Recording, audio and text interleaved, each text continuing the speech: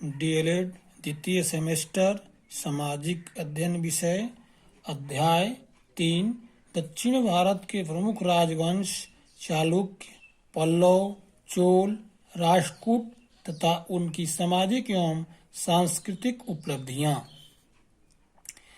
इस अध्याय के अंतर्गत चालुक्य वंश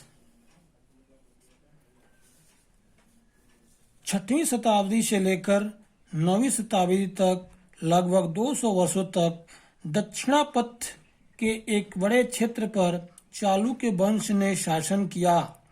इनकी उत्पत्ति के संबंध में कोई स्पष्ट जानकारी नहीं है, लेकिन यह राजवंश कई भागों में बटा हुआ है। इसका पहला भाग है बादामी के चालुक्य। बादामी के चालुक्य चालुक्यों की इस शाखा का संस्थापक जय सिंह था। कर्नाटक में स्थित बतापी बादामी इनकी राजधानी थी। इस वंश का सबसे महान शासक पुलकेशिन द्वितीय था। इसने राष्ट्रकूटों एवं कदम्बों को युद्ध में पराजित किया था, लेकिन इसकी सबसे महत्वपूर्ण विजय उत्तर भारत के सम्राट हर्षवर्धन पर थी। इसने हर्षवर्धन को नर्मदा नदी के तट पर पराजित किया था। कल्याणी के चालुक्य दूसरी शाखा कल्याणी के चालुक्य। चालुक्य वंशी शासकों के राज्य की राजधानी कल्याणी बनी। वे कल्याणी के चालुक्य कहलाए। इस राज्य का संस्थापक तैलप था। इस वंश का सबसे शक्तिशाली शासक विक्रमादित्य था। वह एक साम्राज्य निर्माता होने के साथ साथ कला एवं साहित्य का संरक्षक भी था। इसके दरबार में विक्रमांक देव चरित्र के रचयिता, बिल्हड़ एवं मिताक्षरा के लेखक विज्ञानेश्वर रहते थे। बेगी के पूर्वी चालुक्य बेगी के चालुक्य बेगी का राज्य आधुनिक आंध्र प्रदेश के कृष्णा एवं गोदावरी नदियों के मध्य था। बतापी के चालुक्य शासक पुलकेशिन द्वितीय ने बेगी को जीतकर अपने छोटे भाई विष्णुवर्धन को वहां का राजपाट संभालने के लिए दिया था। बाद में विष्णुवर्धन ने ही स्वतंत्र बेगी के चालुक्य वंश की स्थापना की। इस वंश का महान सम्राट विजयादित्य तृतीय था। पल्लव वंश इस वंश का संस्थापक बप्पा देव था, परंतु इस वंश का स्पष्ट इतिहास श्री विष्णु के समय में मिलता है। पल्लवों ने कांची को अपनी राजधानी बनाई। इस वंश का सबसे महान शासक नरसिंह वर्मन प्रथम था, जिसने चालुक्य शासक पुलकेशिन द्वितीय को 642 ईस्वी में पराजित किया था।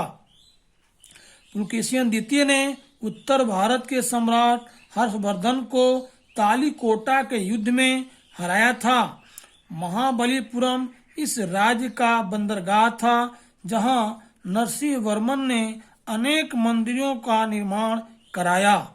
इसके समय में चीनी बौद्ध यात्री ह्वेनसांग ने कांची की यात्रा किया था। ह्वेनसांग ने पल्लव राज्य की समृद्धि का वर्णन किया है।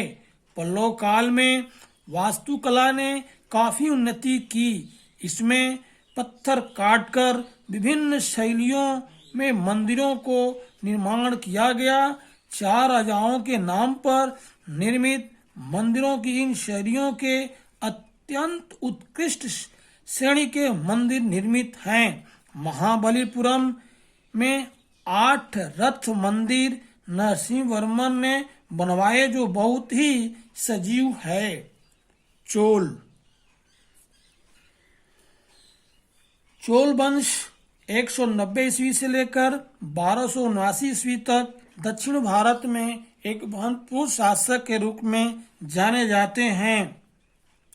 प्रसिद्ध पाणिनि के अष्टाध्यायी के अंतर्गत चोलों के विषय में काफी कुछ जानकारियां मिलती है।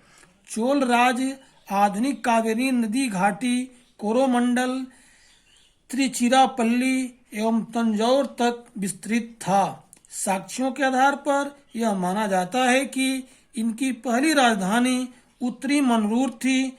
बाद में उरैयूर तथा तंजावुर चोलों की राजधानी बनी। चोलों का शासकीय चिन्ह बाघ था। दक्षिण भारत के प्राचीन चोल साम्राज्य का प्रथम महत्वपूर्ण शासक करिकाल 190 ईस्वी में था। इस वंश को पुनर्जीवित करने का काम विजयालय ने किया, जो पहले पल्लवों का सामंत था। इस वंश में कई महान शासक हुए। राजराज प्रथम ने गंग एवं चालुक्य को पराजित किया। इसने सुसंगठित नौसेना की मदद से श्रीलंका एवं मालदीव पर भी अधिकार किया।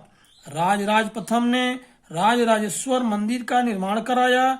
इसके बेटे राजेंद्र प्रथम के समय चोल शक्ति अपने चरमोत्कर्ष पर पहुंच गई थी।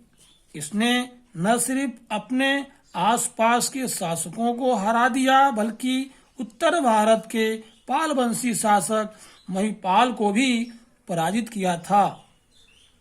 इस उपलक्ष्य में उसने गंगईकोंड की उपाधि धारण की एवं गंगईकोंड चोलपुरम नामक नई राजधानी को बनाया। राजेंद्र प्रथम की सबसे पूर्ण उपलब्धि सुमात्रा के विषय में श्री विजय साम्राज्य के शासक को हराना था। इस वंश का अंतिम महत्वपूर्ण शासक कुलोत्तुंग प्रथम था, जिसने बाद में चोल साम्राज्य छोटे छोटे क्षेत्रों में बंट गया।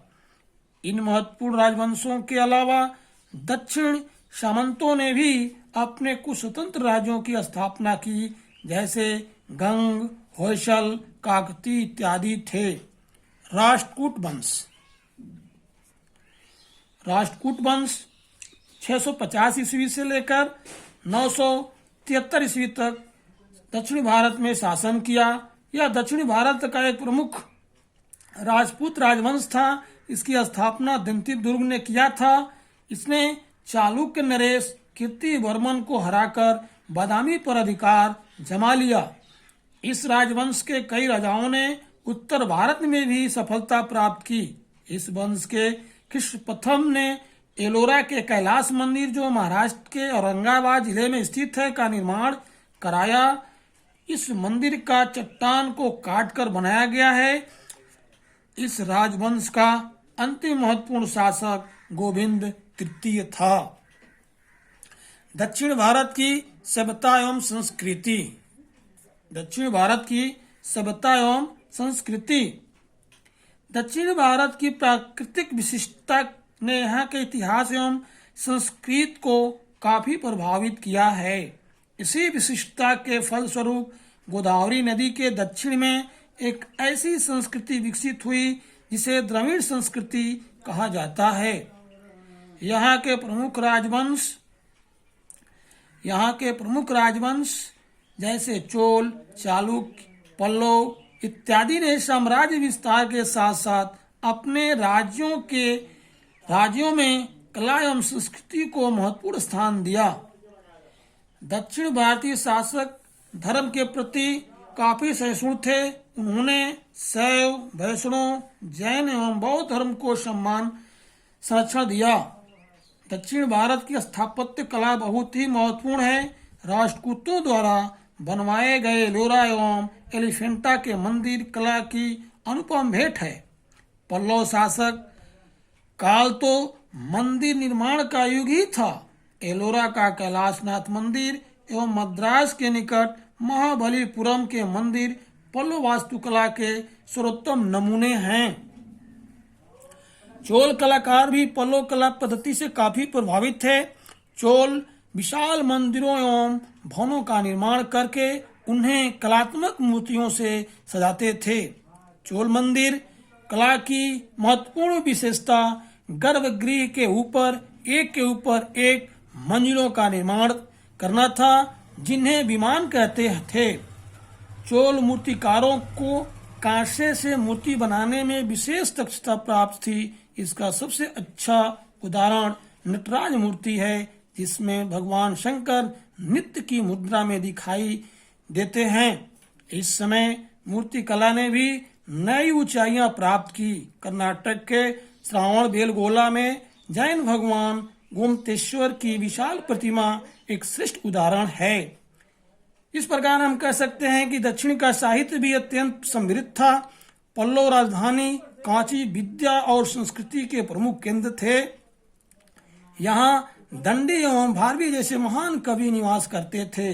बौद्ध विद्वान धर्मपाल भी कांची का ही था, जो अनेक वर्षों तक नालंदा विश्वविद्यालय का कुलपति रहा। पल्लव राज्य महेंद्र वर्मन स्वयं एक महान लेखक था।